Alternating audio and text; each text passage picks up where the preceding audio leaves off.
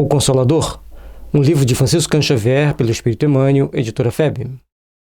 Terceira parte, Filosofia. A religião em face da ciência e da filosofia. Capítulo 4, Espiritismo. Fé. 352. Devemos reconhecer no Espiritismo o cristianismo redivivo? O Espiritismo evangélico é o Consolador prometido por Jesus, que pela voz dos seres redimidos espalham as luzes divinas por toda a terra, restabelecendo a verdade e levantando o véu que cobre os ensinamentos da sua feição de cristianismo redivivo, e a fim de que os homens despertem para a era grandiosa da compreensão espiritual com o Cristo. Então, a doutrina espírita ela vem como Consolador prometido por Jesus, como aquele que vai vir para trazer as bases sacrossantas do entendimento superior para podermos caminhar pautados nas bênçãos da responsabilidade. Então, eu sou espírita, então eu pertenço à religião do Consolador prometido por Jesus. Não é uma boa coisa quanto você não age de acordo com as consequências dos seus atos. As consequências do ponto de vista do código moral da vida futura. Então, nós estamos aqui, como espíritas, sabemos que existe um código penal extremamente justo, honesto, coerente, compatível com a realidade em que vivemos. Então, nós temos que ficar atento com isso para que não venhamos a cometer determinados deslizes, a determinadas atitudes que depois teremos que reparar. Então, vamos observar os ensinamentos do Cristo, vamos observar os ensinamentos que vêm para todos nós como fonte inspiradora e que nos leva a crescer e aprimorar para que as bênçãos do Cristo estejam sempre presentes em nossas vidas, para que as bênçãos do Cristo estejam sempre presentes em nossos corações. 353. O Espiritismo veio ao mundo para substituir as outras crenças. E aí vem a segunda base da compreensão superior que devemos ter. Porque nenhuma religião vai falar assim, realmente eu vou deixar de existir porque o Espiritismo é melhor. Não, não vai. E nem o Espiritismo vai falar que alguém tenha que deixar de existir porque ele é melhor. Não. A doutrina espírita apenas vem esclarecer e cada religião vendo que ela está esclarecendo seus pontos obscuros, automaticamente ela vai aceitá-lo. Mas não quer dizer que eles vão deixar de ser a religião que eles pertencem. O Consolador, como Jesus, terá de afirmar igualmente, eu não vim destruir a lei. Então, vamos ver. O Consolador, como Jesus, terá de afirmar igualmente, eu não vim destruir a lei. Guardemos bem isso. Porque, assim como Jesus disse que ele não veio destruir a lei, tudo que estava escrito, apesar das dores que ele ia passar e enfrentar, ele aceitava? Por isso, é importante que nós entendamos como lidar com todas essas situações, com todas essas adversidades. Naturalmente, sabendo que a doutrina espírita vem para ajudar a todos a compreenderem as leis divinas. Mas se a pessoa não quiser, se ainda não tiver na hora dela, ela segue o caminho que está com ela. O Espiritismo não pode guardar a pretensão de exterminar as outras crenças. Todas as crenças são necessárias.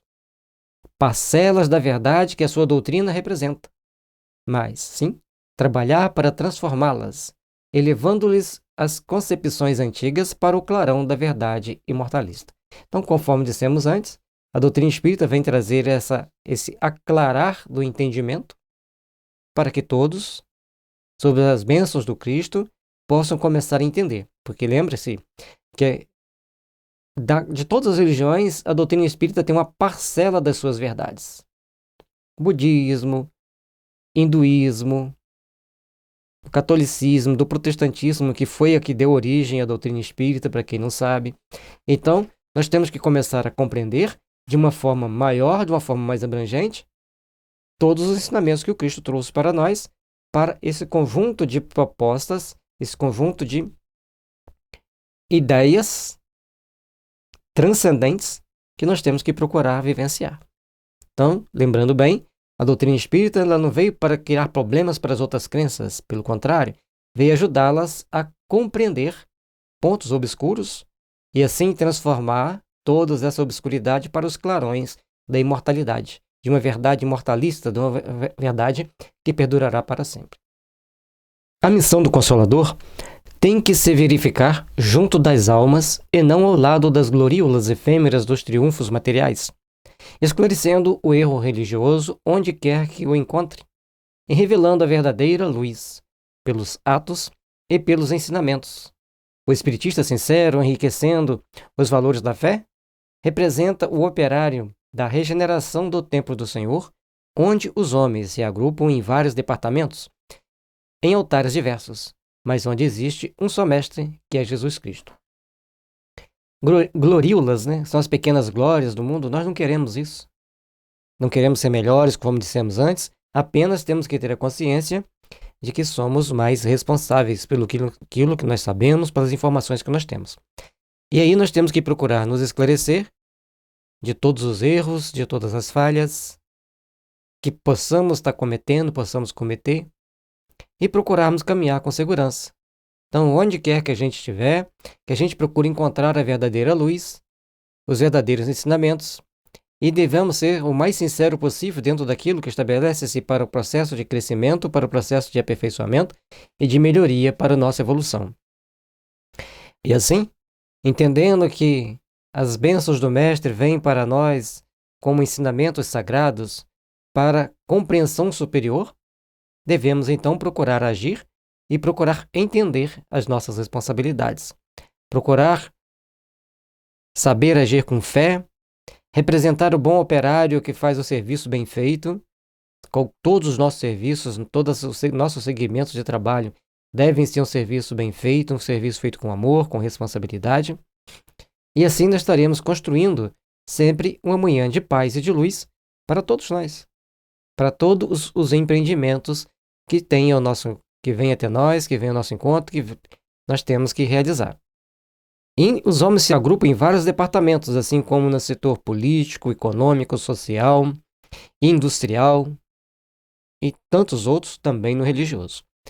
E como religioso, mexe com aquele ponto sensível de cada um de achar que o seu ponto é o melhor para ser salvo, é onde tem-se que ter mais tato e mais cuidado de se levar às outras palavras. E como o Emmanuel já disse antes, nenhum de nós vamos ter a pretensão de sair achando que vamos pregar e converter a todos. Nós vamos trabalhar para o entendimento, para a compreensão das realizações daquilo que nós devemos fazer, de como nós devemos agir, de como nós devemos edificar as forças do bem em nós. Com isso, teremos sabedoria o suficiente para saber dar um livro de presente, fazer uma pergunta em que a gente sabe que aquela religião não tem resposta e pedir a pessoa, se ele quiser ler um determinado livro nosso, que ele procure ler. Assim a gente vai começar a abrir entendimentos e percepções para compreensões maiores. 354. Poder-se-á definir o que é ter fé? Ter fé é guardar no coração a luminosa certeza em Deus. Certeza que ultrapassou o âmbito da crença religiosa, fazendo o coração repousar numa energia constante de realização divina da personalidade. Então, à medida que a gente vai deixando essa energia divina vir nos envolver, a gente vai sabendo que a gente acredita, que a gente tem fé em Deus, que Deus está no comando e que as coisas irão acontecer da melhor forma possível. Assim, todos nós trabalharemos para o bem-estar de todos nós. Conseguir a fé é alcançar a possibilidade de não mais dizer eu creio, mas afirmar eu sei, com todos os valores da razão tocados pela luz do sentimento. Essa fé não pode estagnar em nenhuma circunstância da vida e sabe trabalhar sempre, intensificando a amplitude da sua iluminação, pela dor ou pela responsabilidade, pelo esforço e pelo dever cumprido. Então, todos nós temos que tomar atitudes compatíveis, todos nós temos que tomar ações compatíveis, todos nós devemos agir de forma compatível para a realização de tudo que nós precisamos realizar, de tudo que nós precisamos empreender. E todos os nossos empreendimentos irão caminhar para as realizações do nosso espírito imortal, para as nossas conquistas imortalistas. Traduzindo a certeza na assistência de Deus, ela exprime a confiança que sabe enfrentar todas as lutas e problemas. Com a luz divina no coração, isso significa a humildade redentora que edifica no íntimo do espírito a disposição sincera do discípulo, relativamente ao faça-se no escravo à vontade do Senhor. Então, à medida que a gente vai desenvolvendo essa fé, age como Jesus disse: Senhor, seja feita a vossa vontade e não a minha. Naquele momento, Jesus tinha poderes para desmaterializar seu corpo daquele ambiente e aparecer tranquilamente lá na região da Galileia ou fora dos arredores de Jerusalém e deixar os judeus de queixo caído. Mas naquele momento ele sabia que era o seu momento máximo, o momento culminante da sua missão na terra. Prevendo, já sabendo o que estava previsto nas Escrituras, entregou-se como Cordeiro de Deus, sendo sacrificado em nome da ignorância e da torpeza humana, para despertar em todos os corações, a partir dali para frente, um sentimento de amor e respeito incondicional a Jesus. Portanto, ter, conforme diz o Emmanuel, a certeza na assistência de Deus, vai agir com confiança, enfrentando todos os problemas naturalmente, porque a luz divina está santificando o seu coração. Humildemente, essa pessoa sabe buscar o caminho redentor, edificado no seu íntimo, no íntimo do seu espírito, com a disposição sincera de servir dentro do preceito de como sendo o escravo do Senhor, agindo no mundo, agindo no espraiar da luz, no espraiar dos bons sentimentos. 355. Será a fé acreditar sem raciocínio? Acreditar é uma expressão de crença, dentro da qual os legítimos valores da fé se encontram embrionários. Então, acreditar ainda não é fé, mas eles estão ali embrionariamente caminhando, embrionariamente seguindo passo a passo para um despertar maior. O ato de crer em alguma coisa demanda a necessidade do sentimento e do raciocínio para que a alma edifique a fé em si mesma. A partir do momento que todos vamos trabalhando para a edificação do amor, para a edificação dessa fé, o raciocínio vai fazendo com que a gente comece a fazer alguns discernimentos, a ter determinados pontos de vistas que a gente sabe que não é possível. Por exemplo, acreditar que num determinado momento os anjos vão tocar trombetas e todos os corpos vão ressuscitar. Impossível. Agora, entender que esses espíritos reencarnados morrem e reencarnam depois é uma crença raciocinada, mas ainda não é a fé nessa reencarnação. Porque quando nós adquirimos a fé nessa reencarnação, nós vamos deixar de tomar algumas atitudes aqui na vida que possa nos comprometer ao longo da nossa existência. Então, acreditar é selecionar o que você pode acreditar. Agora, ter fé é você agir de forma condizente com aquilo que você acredita.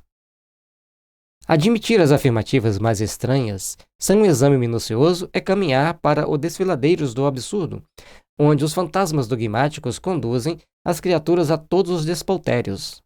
Mas também, interferir nos problemas essenciais da vida sem que a questão seja iluminada pelo sentimento é buscar o mesmo declive onde os fantasmas impiedosos da negação conduzem as almas a muitos crimes. E aqui que ele está mostrando para a gente. Conforme eu citei, entre acreditar que o corpo vai ressuscitar e que o espírito vai reencarnar, você raciocina na sua forma de crer, respeitando quem não crê igual você. Isso é óbvio. A partir desse momento, a gente vai dar um passo mais à frente para buscar compreender um pouco mais, para procurar interiorizar um pouco mais valores, e então a gente vai ter o quê? Saindo dos despautérios dos dogmas que antigamente levou muitas pessoas à fogueira, muitas pessoas à morte, simplesmente por um dogma totalmente contrário ao Cristo, porque Jesus ensinou o amor incondicional de todos por todos.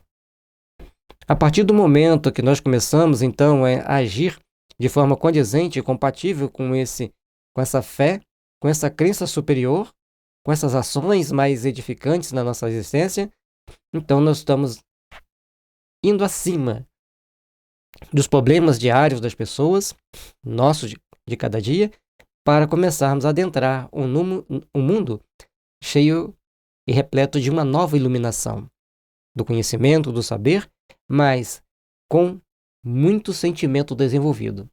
Porque se a gente não desenvolve o sentimento, a gente perde as nossas qualidades psíquicas, entrando muitas das vezes para mundos de crimes, como já cometemos lá atrás, no passado delituoso, no passado fracassado por todos os princípios. 356. A dúvida raciocinada no coração sincero é uma base para a fé? Toda dúvida que se manifesta na alma, cheia de boa vontade, que não se precipita em definições a priorísticas dentro da sua sinceridade, ou que não busca a malícia para contribuir com as suas cogitações, é um elemento benéfico para a alma, na marcha da inteligência do coração rumo à luz sublimada da fé. Então, para a gente buscar essa luz sublimada da fé, nós temos que começar a desenvolver sentimentos do coração, sentimentos que vêm falar mais alto para que a gente possa, então, agir com mais responsabilidade, com mais condições de fazermos o devido discernimento. Então, ter dúvida, é importante a dúvida, mas ela tem que ter boa vontade e não ter aquelas definições a priorísticas assim, a priori eu acho que é isso. Não, nós temos que pesquisar se temos a dúvida. Conversar com outras pessoas, buscar nos livros para ver se tem aquela resposta. E aí a gente começar a tentar achar as devidas respostas. Eu tinha uma dúvida cruel quando eu li a Bíblia, que era o seguinte: deixa aos mortos o cuidado de enterrar os seus mortos. Então, todas as vezes que eu lia sobre isso, eu ficava, mas como que o morto vai enterrar o morto? Então, lendo um livro do Reginista, A Semente da Mostarda, ele dava uma explicação magnífica. Morto é todo aquele que não crê em Deus. E se aquele senhor já cria em Deus, ele tinha que estar ali com Jesus, consciente de que ali ele estaria ajudando o espírito do seu pai a se desprender do corpo, ser amparado, ser ajudado pelos espíritos amigos. A partir do momento que aquele senhor queria que Jesus o liberasse para ir fazer o enterro, mas ele não era só em fazer o enterro, ele queria participar também do inventário e distorcer o inventário a seu favor. Esse era o principal motivo dele estar ali. E quando Jesus disse, deixa os mortos o cuidado de enterrar seus mortos, enquanto a ti vai buscar e divulgar o reino dos céus, ele mostra para ele que ele estava andando por um caminho meio perigoso. Ele falava uma coisa, mas sentia outra. Por isso, é importante que a gente comece, então, a desenvolver os nossos sentimentos, aprimorar nossos sentimentos na construção de um mundo melhor. 357. É justa a preocupação dominante em muitos estudiosos do Espiritismo pelas revelações do plano superior a título de enriquecimento da fé? Toda curiosidade sadia é natural. O homem, no entanto, deve compreender que a solução desses problemas lhe chegará naturalmente, depois de resolvida a sua situação de devedor ante os seus semelhantes, fazendo-se, então, credor das revelações divinas. E a gente gosta tanto daquelas revelações fantásticas, poder ler o futuro, poder ler o passado, achar resposta para todas as situações. Quem desenhou todos aqueles hierógrafos que tem lá, geógrafos, né, que tem lá no Peru, quem construiu aquelas pirâmides no México, no Egito, como que foram. E a espiritualidade deixa que a gente pesquise, deixa que a gente vai fazendo os estudos, até reencarnam pessoas para fazerem aqueles estudos sérios, traz as informações para a gente. E assim a gente vai começando a compreender, entender e desenvolver o sentimento de aperfeiçoamento dos nossos ideais maiores. 358. Para os espíritos desencarnados, que já adquiriram muitos valores em matéria de fé, qual o melhor bem da vida humana? A vida humana, nas suas características de trabalho pela redenção espiritual, apresenta muitos bens preciosos aos nossos olhos, na sequência das lutas, esforços e sacrifícios de cada espírito. Para nós outros, porém, o tesouro maior da existência terrestre reside na consciência reta e pura, iluminada pela fé e edificada no cumprimento de todos os deveres mais elevados.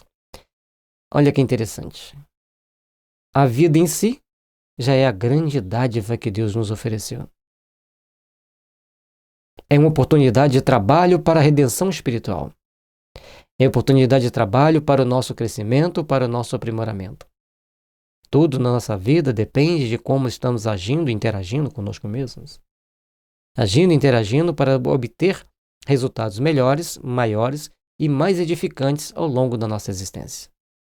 Por isso, nós temos que aprender a trabalhar na edificação dos bons sentimentos, na edificação dos bons ideais, para que as bases sagradas do amor estejam sempre presentes em nossa caminhada, nos aprimorando, nos elevando para as conquistas espirituais do ser. E aí, a experiência na vida terrestre tem que ser um início de trabalho para essa consciência reta e pura, iluminada pela fé e edificada no cumprimento de todos os deveres mais elevados. Então, existem deveres que são nossos corriqueiros de cada dia, mas tem dever que está no rol daqueles chamados mais elevados que nós deveremos saber cumprir, saber agir dentro das nossas responsabilidades espirituais. 359.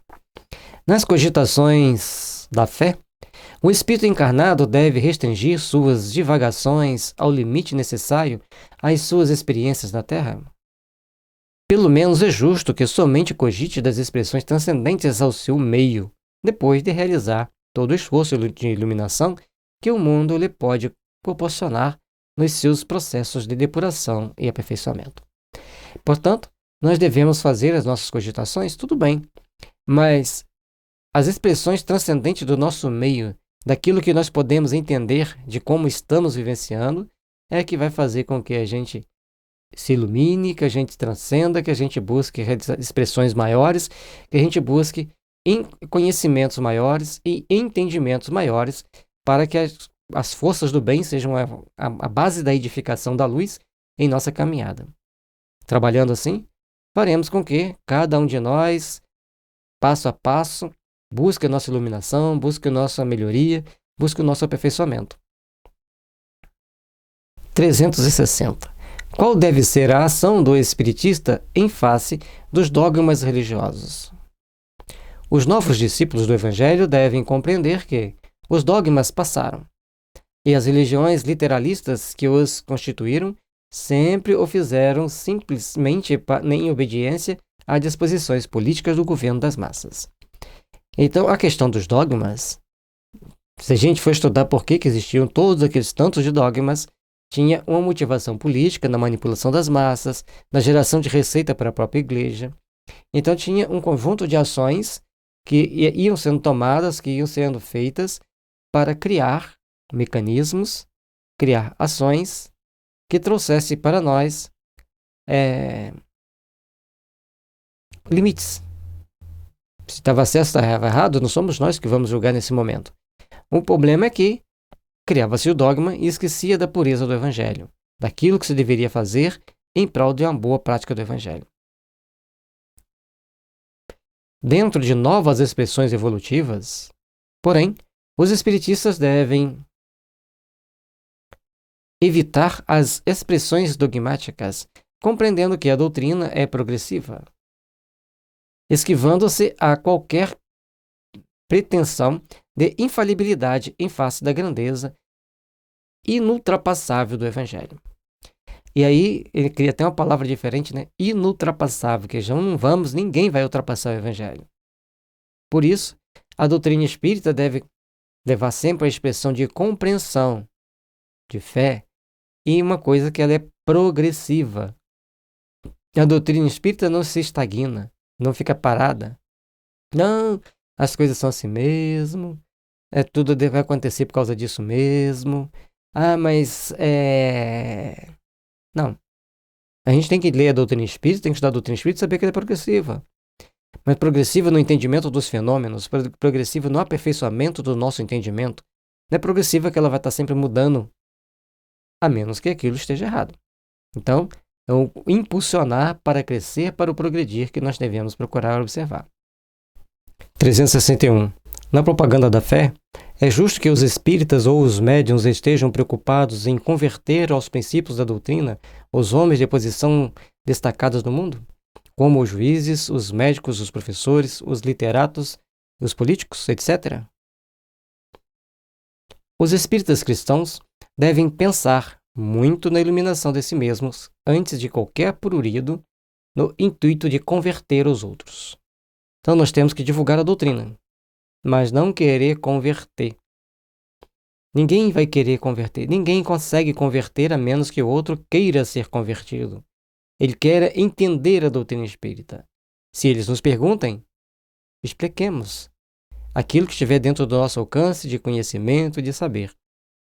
Mas aquela questão dos iniciantes que ficam empolgados, aí eles querem chegar e mostrar que sabem a doutrina e conhecem a doutrina, principalmente para essas pessoas que têm um certo glamour social dentro da sociedade, é até contraproducente e até perigoso, porque ele pode ser interpretado por outros ângulos.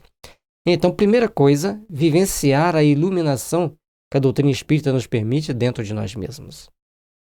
Trabalhar os nossos sentimentos, trabalhar a nossa compreensão e buscarmos sermos melhores. A partir daí, todo o demais, todo o restante, vem por acréscimo de misericórdia. E, ao tratar-se dos homens destacados no convencionalismo terrestre, este cuidado deve ser ainda maior, porquanto há no mundo um conceito de soberano de força para todas as criaturas que se encontram nos embates espirituais para a obtenção dos títulos e de progresso. Ele colocou força entre aspas, né? E a gente vai vendo ali que força. A gente observa que tem algumas coisas no mundo que são muito estranhas. Existe uma força maior que move as pessoas para um lado, para o outro, para incorporar certas ideias. Então, ao tentar levar o conhecimento espírita na marra para alguma autoridade, vai vir uma contraparte, uma contrarresposta muito desagradável em algumas situações. Então, façamos bem a nossa parte nos iluminando. Chico nunca tentou converter ninguém. As pessoas se convertiam pelo tamanho das suas obras, pelo brilho que ele tinha das coisas que ele fazia. Então, dentro desse princípio, dentro dessas ações, é que nós vamos procurar trabalhar, desenvolver, compreender, para fazermos realmente o melhor, para buscarmos essa compreensão e esse entendimento superior. Essa força viverá entre os homens até que as almas humanas se compenetrem da necessidade do reino de Jesus em seu coração, trabalhando por sua realização plena. Os homens do poder temporal, com exceções, muitas vezes aceitam somente os postulados que a força sanciona ou os princípios com que a mesma concorda. Enceguecidos temporariamente pelos véus da vaidade e da fantasia que a força lhes proporciona, faz-se mister deixá-los em liberdade nas suas experiências. Cada um vai seguindo o seu caminho e vai seguindo por onde tem que seguir. Portanto, o Emmanuel traz para a gente aqui que cada um vai vivendo aquela força daquele nome, naquela posição social, daquele glamour. Se ele algum dia ler algum livro espírita, assistir alguma palestra espírita, se abrir para a doutrina espírita, tudo bem. Mas existe essa força que o obriga ou o mantém em uma posição que, mesmo que ele queira abrir-se ou estar pleno dentro daquilo que a gente queria, essa força o tolhe e temos que entender, temos que respeitar. Existem determinadas forças no mundo que o próprio Emmanuel já deixou aqui pra gente, que tem uma força. Ele não disse o que é, nem vou tentar também decifrar muito não. Vocês estão vendo que eu vou passando bem superficialmente, falando que tem uma força que transcende o nosso conhecimento, e ela então vai fazendo os seus empreendimentos, vai empreendendo as suas condições, para que todos nós possamos conquistar alguma coisa melhor um dia. Deixemos cada um seguindo seus passos, construindo a sua caminhada, edificando a sua luz. Dia virá em que brilharão na terra os eternos direitos da verdade e do bem, anulando essa força transitória. Ainda que tendes o exemplo do Divino Mestre para todos os tempos. Não teve a preocupação de converter ao Evangelho os Pilatos e os Antipas do seu tempo. Trabalhou com aqueles mais pobres, com aqueles mais necessitados, com aqueles que iam até ele. Mas, ao mesmo tempo, foi até ele várias autoridades, tanto hebreias quanto romanas. Algumas registradas, como Nicodemos e outras não. E o próprio centurião, que estava sempre monitorando seus passos ali, que era o Cornélios. Num dado momento, Jesus conversa com ele, mesmo à distância, mas falando mente a mente, mostrando novas etapas da vida daquele homem que teria de cumprir. E esse Cornélios, esse centurião Cornélios, é Kardec. E mais tarde, reencarna como Kardec, depois de várias outras encarnações. Além do mais, o Espiritismo, na sua feição de cristianismo redivivo, não deve nutrir a pretensão de disputar um lugar no banquete dos estados do mundo, quando sabe muito bem que a sua missão divina há de cumprir-se junto das almas nos legítimos fundamentos do reino de Jesus. Então, nós não queremos ter uma função no Estado, nós não queremos ter uma função dentro de patamares superiores. Nós temos que procurar saber cumprir junto das almas, junto dos corações, levando um fundamento de amor e de paz a todos aqueles que choram e sofrem, levando um fundamento de amor e de paz para todos que precisam despender o sentimento de harmonia, de fraternidade e de paz.